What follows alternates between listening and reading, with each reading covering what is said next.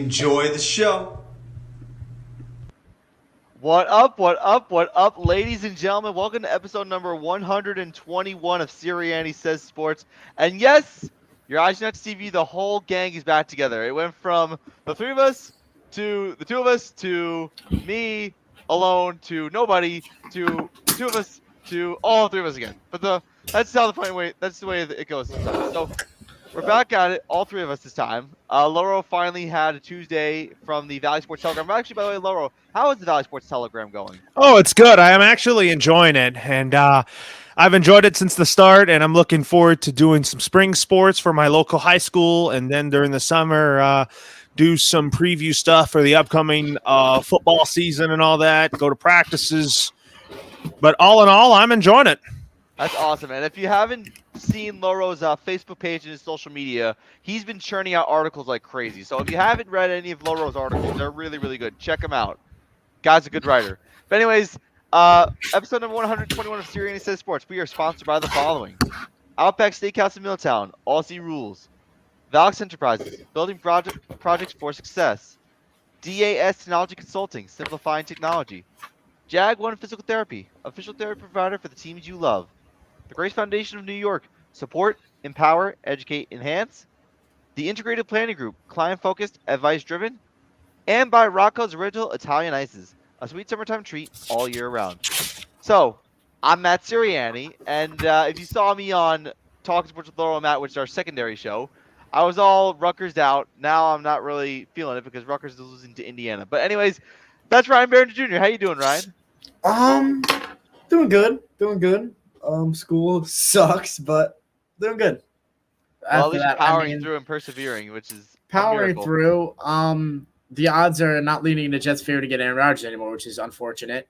Derek Carr's meeting with the Saints, so please do something. Yeah, we'll see what happens there. I know we'll get into Derek Carr in a second when we get into the offseason stuff. And I promise next week, actually we're going to get into future stuff at the very end of the show. There's some future plans that we got to address. But let's get right into the show. We got a lot of stuff going on. We're going to get into the NBA because the NFL is down to its ultimate week, the Super Bowl. So that gives us a chance to talk about the NBA and MLB, and also opens up the door for a little bit of hockey if we're into it. So we're going to talk about NBA. We're going to get into the new rules for Major League Baseball. We're going to get into some player prop bets for the Super Bowl if you're interested. We're going to make our picks for the Super Bowl, and then we're going to get into some coaching news across the NFL and more stuff. But let's get started right now. So we're going to get into the news of the week, I should say, and this all takes place in Brooklyn, New York. I'm going to try and keep my temper as cool as I possibly can. The Dallas Mavericks made a trade to land Kyrie Irving. And what did the Mavericks give up? Well, they gave up Spencer Dinwiddie, Dorian Finney-Smith, a first-round pick in 2029, and 2 second-round picks. Now, for those of you who are wondering, I'm a Brooklyn Nets fan. I'm very, very aggravated about this because Kyrie Irving talked his way out of Brooklyn. The Nets were sitting in 4th in the East. They had one bad loss to Boston. And then all of a sudden, things just went out of control. The Mavericks are 6th in the East, so they have a chance to maybe turn some heads in the Western Conference, especially now that Luka Doncic finally has some help. Finally. And the question I have for the both of you is, I'm going to start off with Loro. Who won this trade long-term and who won this trade short-term? I think who won this trade long-term is the Dallas Mavericks. That puts them in a good position for them to be a contender in the West. And as for the Nets, they're only going to be good in the short term because Kevin Durant is basically going to be on the team for the remainder of the season. I think it's going to affect the Nets long-term if you look at it. But knowing the Nets, Jacques Vaughn has kept this team together. But I think the Nets are somewhat of in a rebuild. But I think the Nets might need to get a bit younger. I mean, they did. We'll talk about one player later. I mean, if you watch the last 2 Net games, Cam Thomas has really come around, which is really, really amazing. I didn't expect this kid. Well, he had a great game against the Knicks last year. Ryan might remember. Thanks. You might remember Cam Thomas. I do. If you remember long-term and short-term, Ryan, when you look at this trade, who won this trade long-term and short-term? I think they both lost short-term. And I know that's kind of like a stupid take, but I mean, I think Kyrie's leaving after this year no matter what. So I think Dallas kind of got themselves, unless they work out a contract extension, which I don't – Kyrie definitely didn't sign a contract when he signed in Dallas, when he got traded to Dallas. Because I think we all know Kyrie wants to go to the Lakers with LeBron and with Anthony Davis. So I think Kyrie might at the end of the year just leave. So I don't know about that, but even with that, like I saw like a bunch of people saying it, Matt, and I kind of agree with it. Luca and Kyrie's play styles are not going to mesh well together because they're both dominant ball handling point guards, Yeah. which I think and Kyrie is not a spot up shooter where I think neither one of them are spot up shooters where I think they're both ball dominant. We've seen Luka Doncic, Matt, hold the ball so long when the Mavs are on offense together. And then yeah, I don't know. I just think they're doing good. So long term, what's your absolute who do you think won this long term? I think you said both teams lost short term. Who long term? It's hard to say because we haven't seen what the Nets have done fully yet. Like I know the Nets, like I think they're gonna try and move that 2029 unprotected first for somebody. I don't know what their plan is, but I think we can probably get a bigger understanding of this Thursday after 3:00 when the trade deadline is over to see where the Nets plan on going with this. But like I said, I don't think it's going to work out well for the Mavs. I think Kyrie's going to end up leaving in the all season anyway.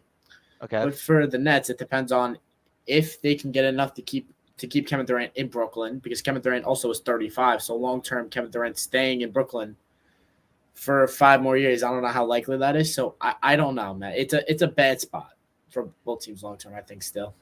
And the worst part about the whole thing is if you look at what happened with the trade and the long-term implications, Kevin Durant and Kyrie Irving are best friends. Or at least they showed some type of bond when they were with the Brooklyn Nets together. Now he's gone, and Kevin Durant's kind of just sitting there watching Cam Thomas do a lot of the dirty work, which is fine.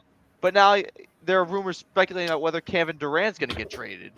And he must be feeling uncomfortable right now. And I guess what's going on is that Jock Vaughn, Sean Marks, and Josiah are all having a talk with Kevin Durant, of course, what the long-term plan is for the Brooklyn Nets. If it's to build around Cam Thomas and probably get rid of Kevin Durant, which I highly doubt, I think maybe, like Laurel said, Kevin Durant's going to probably finish the season in Brooklyn.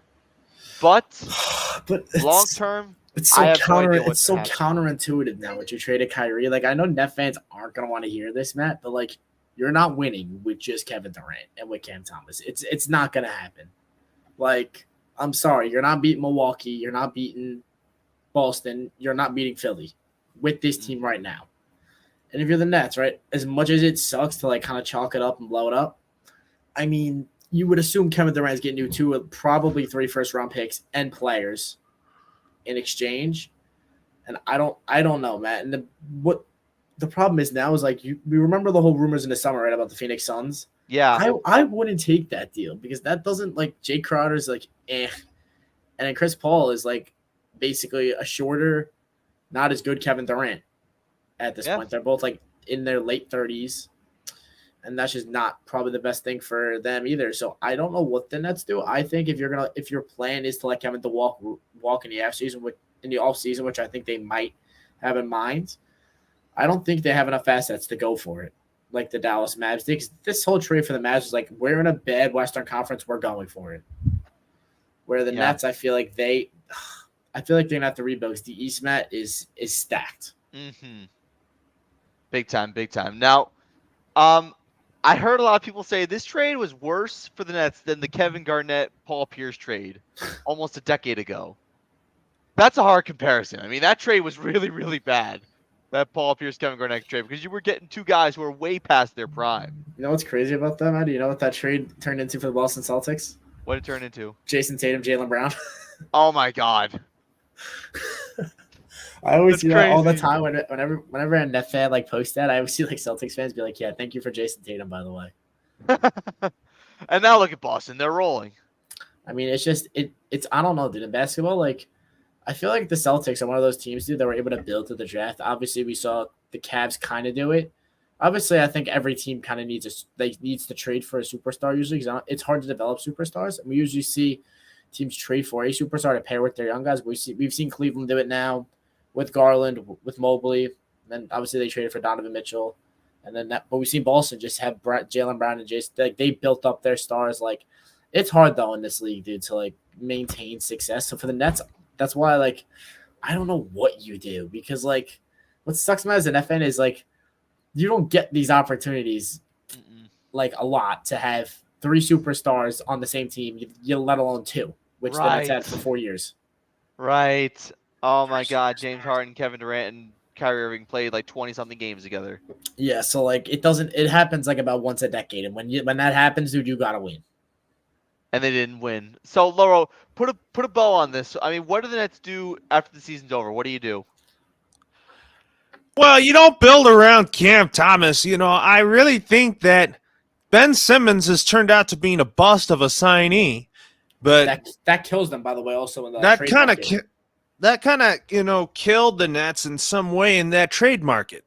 But I really think that what the Nets do going forward, get younger a little bit, build around Joe Harris, build around Seth Curry. That's what I would do. The only also, Laura, bouncing off your point, that's a good point. That also screws them at in the trade market Mm, because they can't get the young superstars because of the rule with the max rookie contracts. yeah. So you can't have 2 of them. So like, unless Matt the Nets get one of Jaylen Brown or Pascal Siakam with one of these, I don't think they're getting Jaylen Brown because I think they're gonna have to give Kevin Durant for that. But like, if they can somehow finesse Siakam off of Toronto, then maybe there's a chance to have Kevin Durant and Siakam together. But I don't know, dude. Like, I think Siakam's their best option they can get, if any. Yeah. That Good I don't think point. that wins you a champion. I don't think that's beaten any of the top 4 right now. It's Nope. not beating Brooklyn, Milwaukee, Cleveland, or Philly. No. It's just ridiculous. You mentioned before that the Eastern Conference is just loaded. It's just absolutely loaded, and losing Kyrie just killed all the Brooklyn Nets momentum. Their odds, they went from the second best odds to win the championship to 11th best odds to win the championship with one trade. And it's crazy because Kyrie was literally a difference maker. And like I said, one bad game and things just. But I think you look at Cam Thomas, see what you got with Cam Thomas. I know Cam Thomas is 21 and he's young, but if you watch him the last 2 nights, he's really proven that he could be a star or at least something of himself.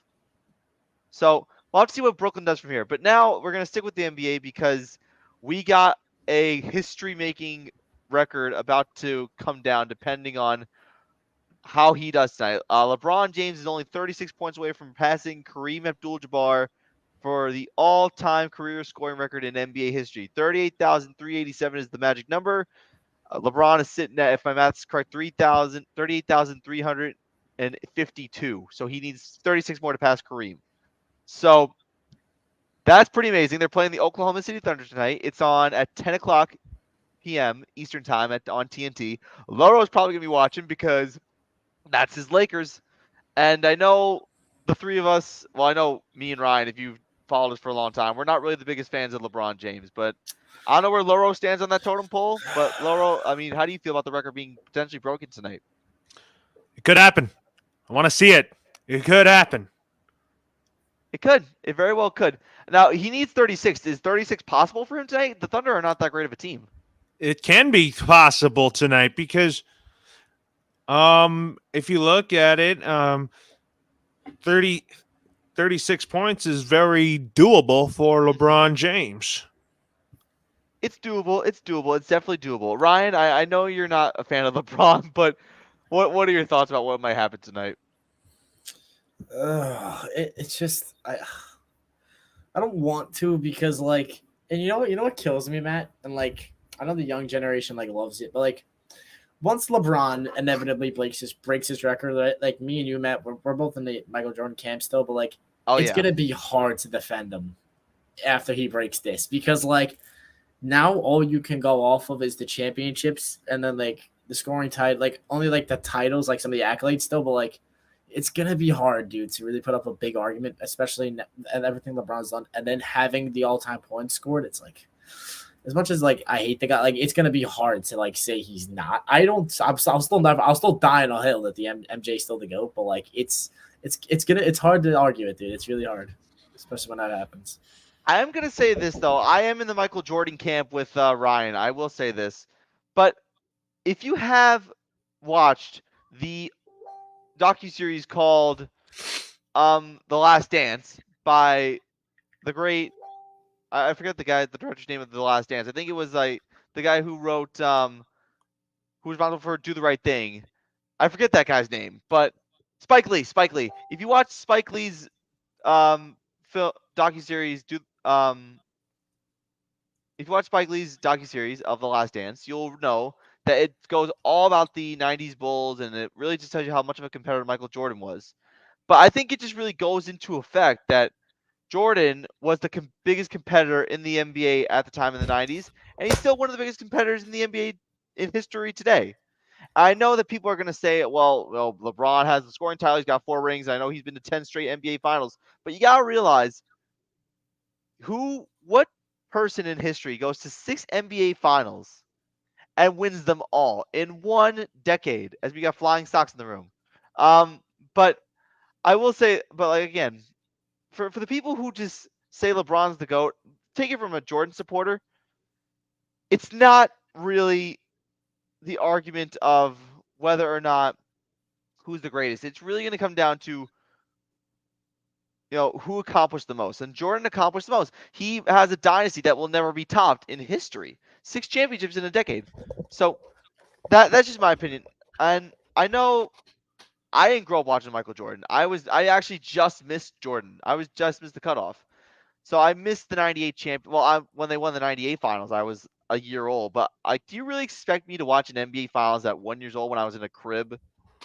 I don't think so. I really don't think so. And I know that people are going to say, well, LeBron, he did it with 3 different teams. Yeah, remember LeBron James was not loyal. He left.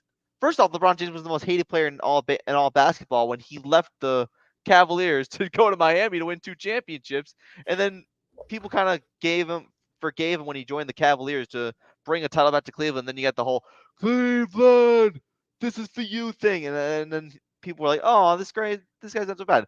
Then he goes to the Lakers and wins the championship in the bubble. So it's like there's just a lot of stuff to unpack. And I know LeBron, is this generation's superstar in the NBA, but all time you gotta look at Jordan. And Ryan, I know we finally got you back. I know you lost connection there for a second with some flying socks.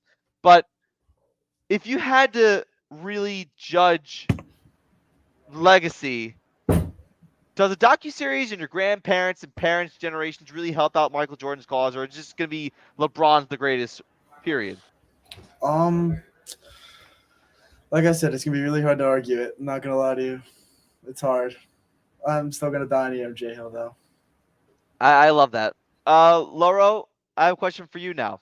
Are you on the LeBron James hill after tonight, or are you going to be on the Michael Jordan side? I want to get your thoughts on that.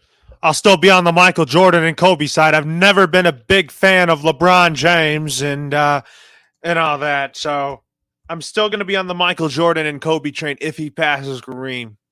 I love the fact that you mentioned Kobe Bryant, because that's a name that I think a lot of people kind of just tune out, because the Lakers won 5 championships with Kobe. And I know he won 2 with Shaq or 3 with Shaq. Yeah, he won 3 with Shaq. But Ryan, did you hear what Loro just said? What did he say? He mentioned that he's on the Michael Jordan train with us, but he also mentioned Kobe Bryant as well. That's fair, but it's just the accolades, dude. It's hard to put Kobe on that list, but in terms of pure talent, I can agree. I mean, like I said, there's a documentary there, your parents, your grandparents, and other sports fans around the world that have been around for generations that could tell you Michael Jordan is the greatest. And there's a docuseries to prove it. Spike Lee made it, and it was awesome. If you haven't watched the Last Dance docuseries, go on ESPN Plus. Download it and watch it. It's 10 episodes. It can't be that hard. Yeah. All right. So now we're going to get in some baseball a little bit. And now we're going to go over the 3 new rules. Now the baseball season's upon us. I know Loro is excited. Loro loves his baseball. So what we're going to do is we're going to go over the 3 new rule changes for Major League Baseball coming into the 2023 season that will take effect immediately. And I think we should talk about this on our secondary show on Saturday, Matt. Yeah, exactly. So that's what it's going to be. So I'm going to start off with the rules, with the first rule of the 2023 season that's going to take into effect. I think this is good for pace of the game. The pitch timer. Okay, so you're probably asking, well, what's the pitch timer?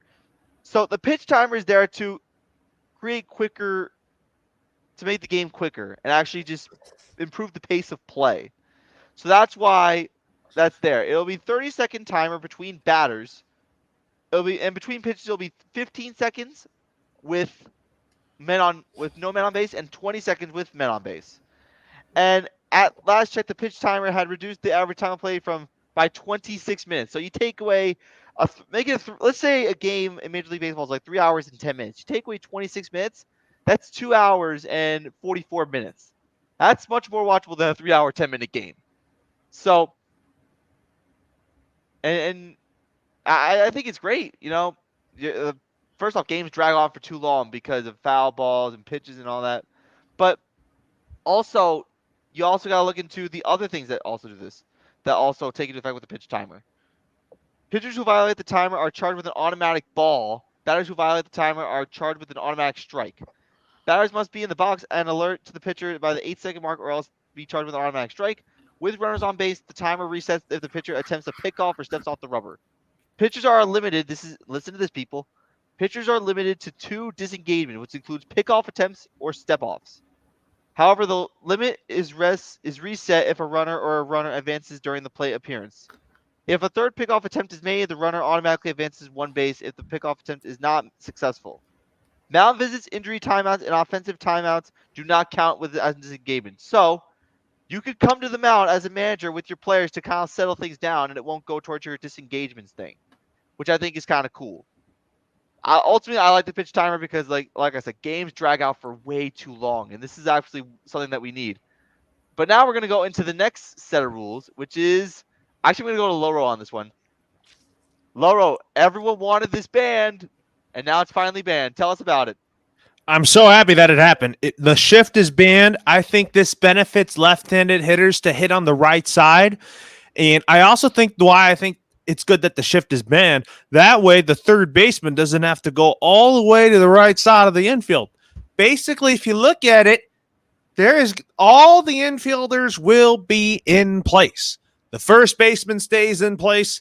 The third baseman stays in place. The shortstop stays in place. And then the second baseman will stay in place. And tell us more rules. So basically what's going to happen is, to Loro's point and expand on it, 2 infielders on each side. When you do the shift, you'll have like 3 on one side, 1 on another side, or vice versa. So now with the shift being banned, it allows for a higher batting average. It allows for bigger plays to be made and actually more hustle. And also, Loro, the shift has been wanted to be banned for a while. Why was the shift put there in the first place? I think the shift was there in the first place because I'm kind of thinking like maybe double plays could be happening more often or somewhere amongst those lines.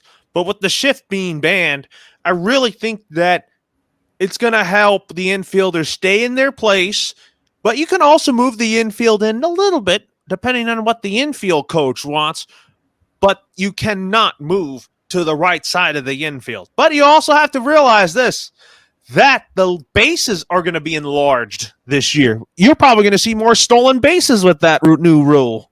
And that's where Ryan comes into play. The bases are being enlarged, Ryan. What does that mean? Yeah, there may be more stolen bases. I think, Maddie, a lot of these rules are to kind of get rid of just the home run or bust for a lot of these teams and kind of promote teams and players to actually play a little bit of more small ball. But I just want to go back on the shift for a second. I think it's actually absurd, right, that they're actually banning this because players are too bad to actually hit on the other side of the field. Like, I'm not saying I think the fact the fact this is actually getting changed is sad for the players' sake because these guys are professional athletes, Matt, and these guys can't hit the ball the other way consistently. I'm sorry, but come on, you guys are gonna be paid $30+ million a year, and you guys can't hit the ball the other way. Please, come on. But I am on the favor of speeding up the game. In terms of the first rule, and then the third rule, I'm all for just more action in baseball games. It's just because last year, let's face it, Matt, it was a home run or bust league, right? The games would last 4 hours because it would be strike. I don't know, and then pitchers just wait for so long. It's just I don't know, it gets dragged out. So I think both those two things are good things. I just think the second one is I'm embarrassed for the players, honestly, for the second one. I'm not gonna lie to you. So let me just ask you this. So do you think players are going to adjust because they're going to get spring training to adjust to these changes? And then by the time we get to the regular season, late March, early April, then that goes into effect in the regular season too and in the postseason. Here's my question to Loro, and I'm kind of shocked that this wasn't allowed. If they knew that the shift was going to be banned, why didn't they operate that into the postseason of last year? I don't know. I mean, they just wanted to stick to the rules now in the postseason last year. But I kind of think that they wanted to do it for next year when the CBA was agreed upon last year because of the lockout. Right. Good point. Good point. The lockout was a big point of that. So with these rules being changed, baseball is going to be quicker, more action, and actually more consistent. And I think you're going to see batting averages go up because of the shift being banned, and you're also going to see more small ball, which I think is great. And actually, games are going to go faster because one thing I can tell you is there were pitchers that took way too long throwing a pitch. And like, I think if you timed a pitcher from opening stance to throw, it would take like maybe 30 something seconds. But 15 seconds is like going boom, boom, boom, boom. Like, it'll force them to be adjusted. It'll have to be quicker. Obviously, they're going to have to go through more conditioning drills to actually get the ball out quicker. This might actually be an adjustment year for Major League Baseball. I don't know if it's going to go exactly as planned, but I do believe that we're going to see baseball improved in some way, shape, or form with timing of game, pace of play, and just better quality, I guess. But like, if you talk about the automatic strikes, what does that mean? Is that if like the pitcher doesn't throw the pitch within those seconds? So what's going to happen is if the pitcher doesn't get the pitch out in 15 seconds, it's an automatic ball. If the batter takes too long to adjust to the 15 seconds, it's an automatic strike. Oh, okay. So it'll be an automatic ball if the pitcher doesn't get the ball out in 15 seconds. Yes. So they'll be charged with a pitch clock violation. Exactly. That's what this is. It's a pitch clock violation. Exactly. So, well, honestly, it's not going to be an easy task for me to get used to these new rules. We're not going to get used to them right away. It's going to take time for you and I to talk about these rules during the course of the season. Oh, yeah, absolutely. I think a lot of people are going to be kind of confused with it because baseball has been a game of attrition and longevity for a long time. There's never been a pitch clock until now. With the bases empty, the pitch clock is 20 seconds or 15 seconds. Empty bases is 15. With men on base, it's 20. Oh, boy. 15 seconds is kind of like quick. You gotta throw it out of your hands real quick. I'm playing MLB The Show next month, and I wonder if that's going to be a part of it. That's something Go ahead. That's something I'm going to have to get used to. So you think that Major League MLB The Show will have the pitch clock implemented? Possibly. We'll see. All right. So for those of you who don't know, Laro's a big video game player. He plays NBA 2K, he plays Madden, and he plays MLB The Show. All right. So now for the next part of the show, we're going to go into NFL because the Super Bowl's around the corner, ladies and gentlemen, and this is great. But before we get into the Super Bowl player bets, we're going to go to Loro knows about the coaching search for both the Indianapolis Colts for now the Indianapolis Colts and the Arizona Cardinals. So, Loro, what do you got? What do you know? What I know for the Indianapolis Colts head coaching search, they are conducting a third round of interviews. Right now, Jeff Saturday is one of the leading candidates to be the full-time head coach and get that interim tag removed. Would he be my first choice? No, but I am still hopeful and optimistic that that Eric Bieniemy would be the new head coach of the Indianapolis Colts. But Matt and I had a deal, Ryan. You don't know this. I don't know if you told him this. If Jeff Saturday remains the Colts head coach on a full-time basis, we can all say on this show that we could still call the Colts the Fighting Jeff Saturdays. Look at what you did, Ryan. I know you love that. I love that, Ryan. It's because of you. Thank you. That's why I called the Colts the Fighting Jeff Saturdays throughout the duration of the end of last season and the stretch run because of how the players wanted to fight for him and all that. That's why I call the Colts the Fighting Jeff Saturdays. I mean, if the Colts hire Jeff Saturdays, the head coach of the Colts, the city of Indianapolis is going to throw riots at Jim Irsay's office. Oh, yeah. That's what I have a feeling about. Mm-hmm. But we won't know a decision about that until like maybe after the Super Bowl, because I think that the candidate that they want is Eric Bieniemy. That's what I'm thinking. As for the Cardinals, Brian Flores is now the new defensive coordinator of the Minnesota Vikings. He's now off their list. The final two candidates for the head coaching job in Arizona is Giants offensive coordinator Mike Kafka and Bengals defensive coordinator Lou Anarumo. But if I were the Cardinals, who do I want to go with? Like, the Cardinals defense was bad. Kafka. And you also need to get their offense on track too. Like, if Mike Kafka were to be the head coach in Arizona, I really think he can work with Kyler Murray up to his strengths here. If you talk about having an offensive-minded head coach and a developer of quarterbacks, that's what Mike Kafka is about. If you go with Lou Anarumo, he can build a defense, and he can hire an offensive coordinator that can work with Kyler Murray. So, basically, those two head coaching openings are still in limbo.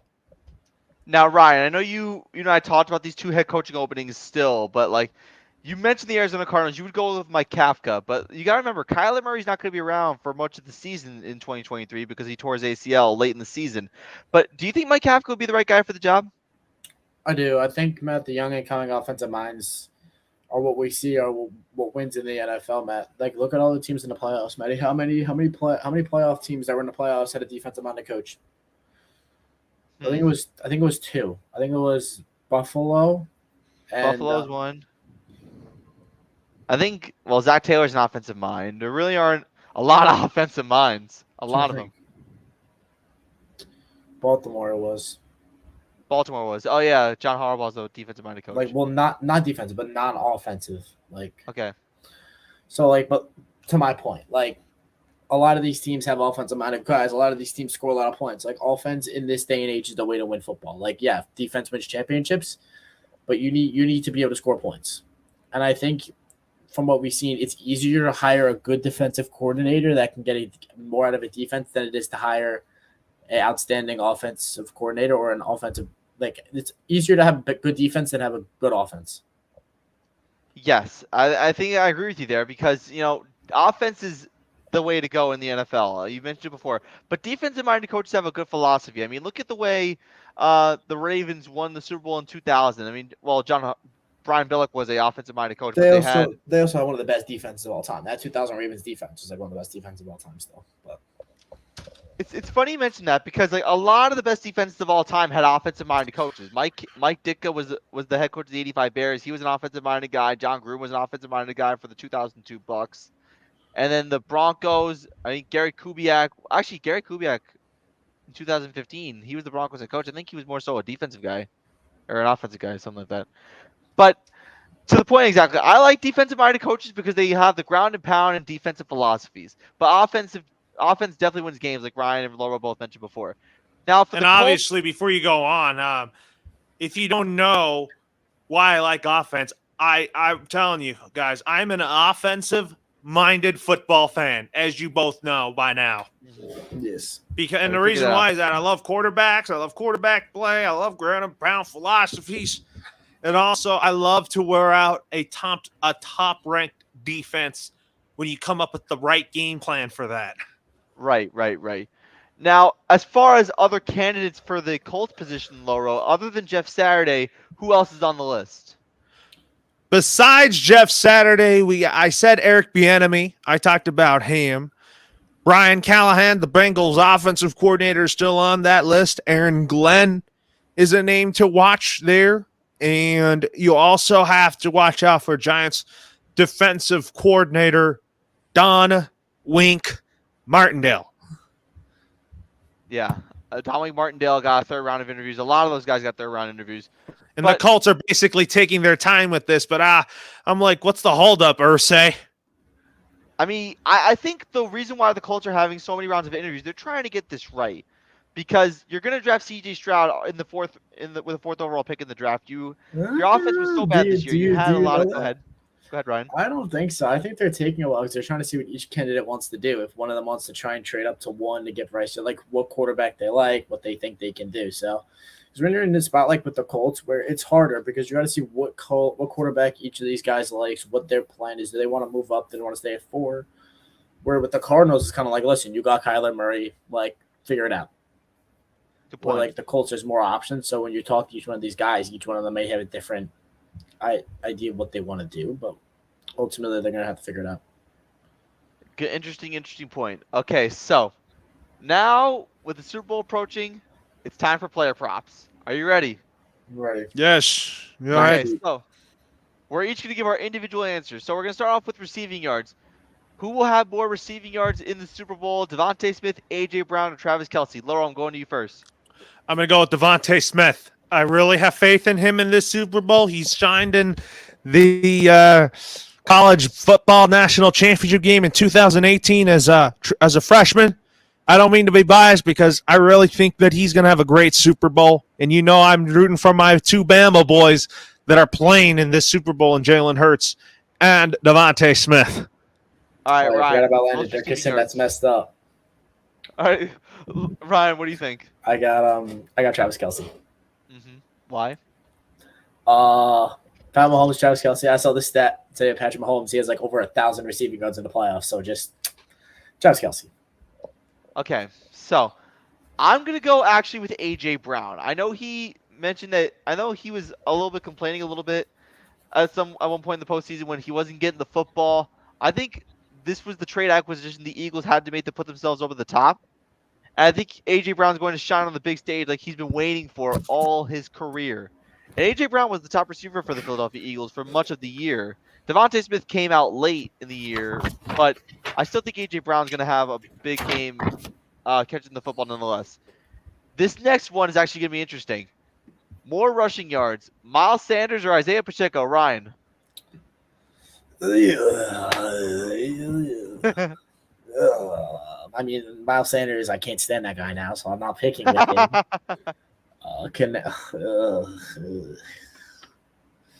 I don't like either of these. I will say if you're betting on this game, do not do rushing yards. Do anytime touchdowns. Okay. Do not touch Pacheco. Do not touch Miles Sanders rushing yards. But I'm gonna go with Pacheco because I think he's gonna get a big run during the game. All right, Lauro, Pacheco or Sanders? Who has more rushing yards? I'm going to go with Miles Sanders because I think he is going to find a way to wear out that Chiefs' weak defensive front.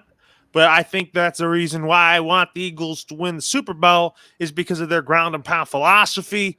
Jalen Hurts going to wear out that D. That's the defense of the Chiefs concerns me. But the only way the Chiefs win this Super Bowl is because of Mahomes' magic in that offense. I'm going to go with my guy from Rutgers. I'm going to go Isaiah Pacheco because the Chiefs run the football a lot, but if you see Isaiah Pacheco run, he was held to, I think, less than 15 yards in the AFC Championship game against the Bengals. That Eagles defensive front is not so great either. These are two teams that have bad defensive fronts against the run. But if I had to go with the better runner, I definitely got to go with Isaiah Pacheco. Miles Sanders is a little bit predictable. So I got to say Isaiah Pacheco. They also got 3 backs. Yeah, and they have 3 backs. That's a good point. They have Kenneth Gainwell, Boston Scott, and Miles Sanders. So that's a good point to bring up as well. Now, more total yards. Jalen Hurts or Patrick Mahomes? I'm going to start off. I'm going to go with Patrick Mahomes. I mean, first off, he's the better passer. He can run the football. I think Jalen Hurts is a good runner, but passing is where you get a lot of your yards for quarterbacks. And I think that if it's going to come down to total yards, I got to go with Mahomes because he could do it all. But Mahomes doesn't scramble as much as he used to. But I think passing is going to help Mahomes out a lot in this category, in the passing yard department. So for that reason, I got to go with Patrick Mahomes. Ryan, who has more total yards? I got Pat Mahomes. I think Philly's going to run the ball more than them. Laura, who has more total yards? I would go with Patrick Mahomes. I love Jalen Hurts. Jalen Hurts is an okay of a passer, but Patrick Mahomes can do you everything. He really, really could. He could do a lot of things for your football team. Especially with those shovel passes, those behind the back throw. Like, he could do a lot of things throwing the football. So that's why I like this. That's why I thought this was an interesting question. But now it's time for Super Bowl picks.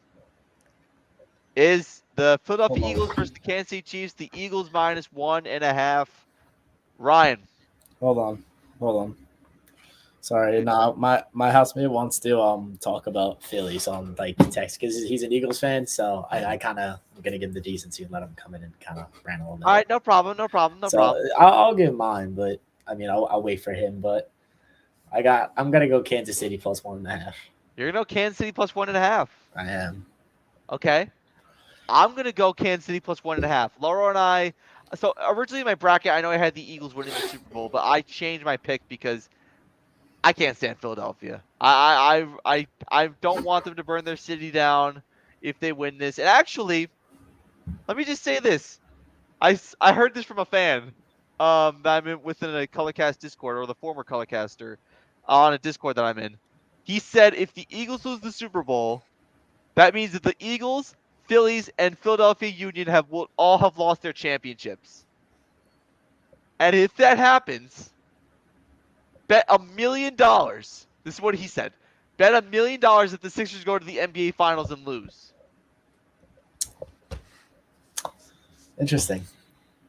Loro, how does that sound? Oh man. But anyways, in regards to my Super Bowl 57 pick, I am going with the Philadelphia Eagles. And even though I pick most quarterbacks to win Super Bowl MVP, but I might break that trend right now that I am going to pick for my Super Bowl MVP is my guy from Alabama, Devontae Smith. Shocker. I like Jalen Hurts. Don't get me wrong. I think he's great, but he's not.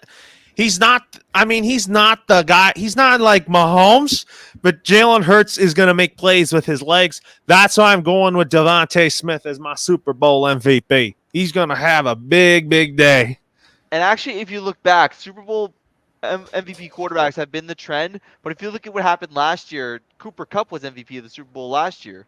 So, but receivers are a big part in the game today. And Devontae Smith has come out hot over the last several weeks.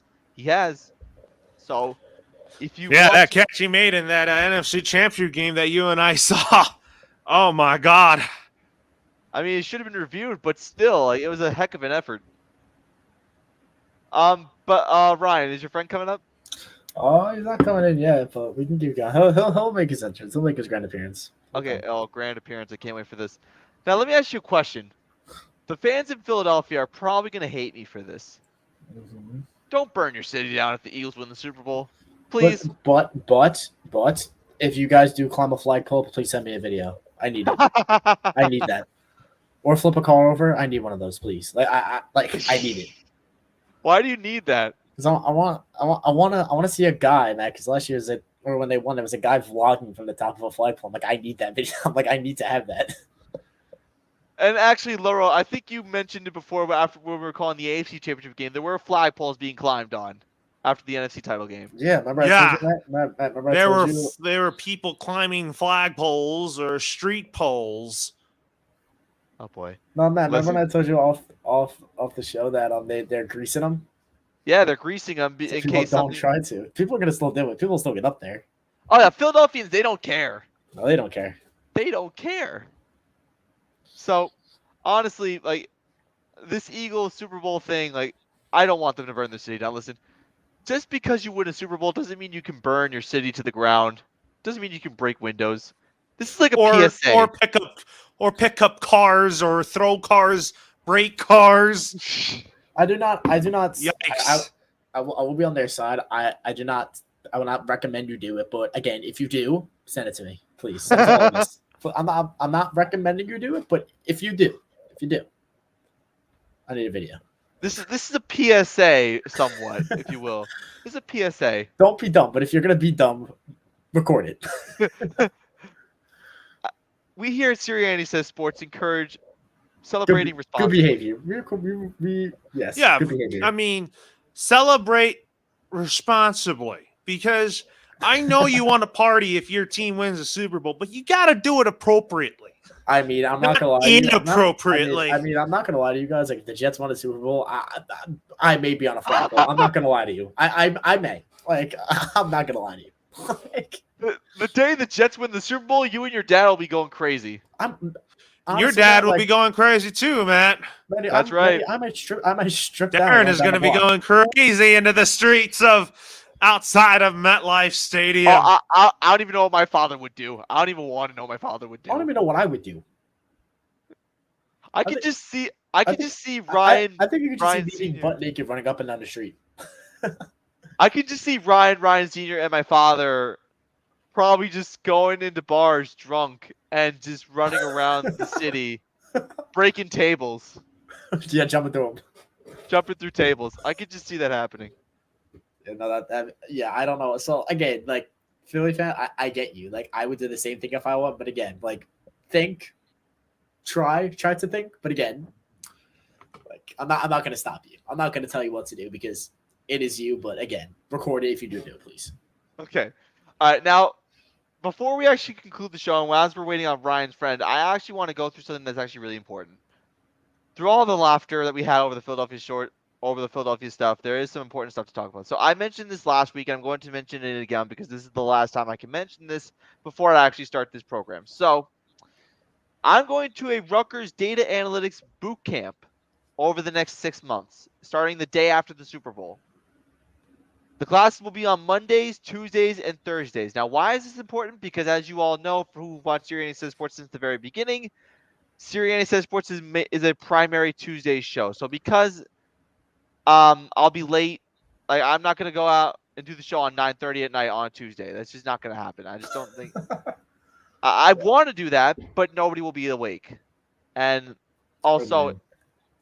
you never know, but like it's too late for me. I'll be tired. I have a 9 to 5. Like, I have a lot going on. So what's gonna happen is after the show, Ryan, Loro, and I are all going to discuss plans for the show moving forward for the next 6 months. Now, after the boot camp, yes, the show will be back on Tuesdays.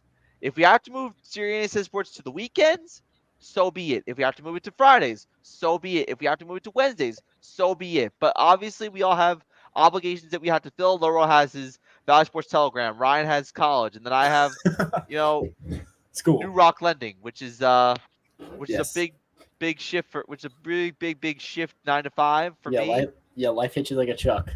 Yeah, life does hit you like a truck. So a lot of things come at you, but again, like this is the beauty of just organizing and planning this out and just letting people know what's going on. Now, as far as the Twitter Spaces is concerned, for those of you who follow me and Loro on Twitter Spaces as we call our games, thank you so much for that. We can't even tell you how much we appreciate your support for all that. Like, it means a lot to me and Loro, right? Yeah, absolutely. We can't wait to do a lot more NFL games next year, but when football ends, and we're going to still do talking sports with Laura and Matt. But as for calling games, we're going to do a few games there and now for baseball and also March Madness. Yes. So what Laurel said is correct. We're not going to go crazy calling games because obviously I need the time to study, do assignments, and also learn GitHub. But in all seriousness, like here's the games that Laurel and I will definitely call over the next 6 months. But during football, we go crazy and call every game every week. Oh yeah, absolutely. So Laura and I will be set for 2023 NFL season. That's going to be set. Like that's not going to be a problem whatsoever. 2023 NFL season will be ready. But everything in between the Super Bowl and before the NFL regular season, that stuff's going to be hard to do. So here's the stuff that we definitely do have. We have the following. We have Super Bowl 57, which is on Sunday. We have the NBA All-Star Game, which is next Sunday. We have one of the Final Four games. And then we have Yankees-Dodgers on June 3rd and June 4th in Los Angeles. And I look forward to that. I look forward to especially doing Yankees-Dodgers with you. That way you and I can talk about our teams from a perspective of you and I. Yeah, absolutely. Absolutely. It's going to be fun stuff. But listen, I'm not asking you to turn off Siriani Says Sports, turn off Talking Sports with Lower Mountain. That's not what I'm asking whatsoever. I'm saying we're going through an adjustment period. We know you support us, and we love you for it. If you want to support us, this is an episode that you must watch just to know what's going on. Because obviously boot camp's really important to me. Obviously the Valley Sports Telegram is important to Loro, and obviously college is important to Ryan. Yeah. And I also will be writing some stuff for Back Sports page, so And Back Sports page as well. I forgot all about that. So yeah, I'll be Loro, writing some Ryan, and articles I- about that. Yeah, so Loro, Ryan, and I after the show are going to talk about how we're going to proceed with Siriani Says Sports, because this show's not going anywhere at all. None of our projects are going anywhere. It's just that we're going to take a little bit of a step back because of me and just try to make things work. And trust me, by the time we get to August, it will all be worth it. Now, Ryan, Laurel, I talked about my boot camp a bunch to you guys, but like, Laurel, do you have anything to say about my boot camp ventures as I get ready? Good luck with it. I know you'll have fun. Is that for like sports broadcasting and all that? It's Nope. for data analytics and sports broadcasting, so it's going to be a lot. Good. But boy. I'm all ready for it, and I can't wait for it. Good luck with coding, buddy. Good freaking luck. Yeah, Ryan, anything you want to say? Patience. Patience, grasshopper. Yes. Okay, all right. So when's your friend coming in? He's not. Not coming. Okay. All right, we're just There's gonna no end the way. show right now.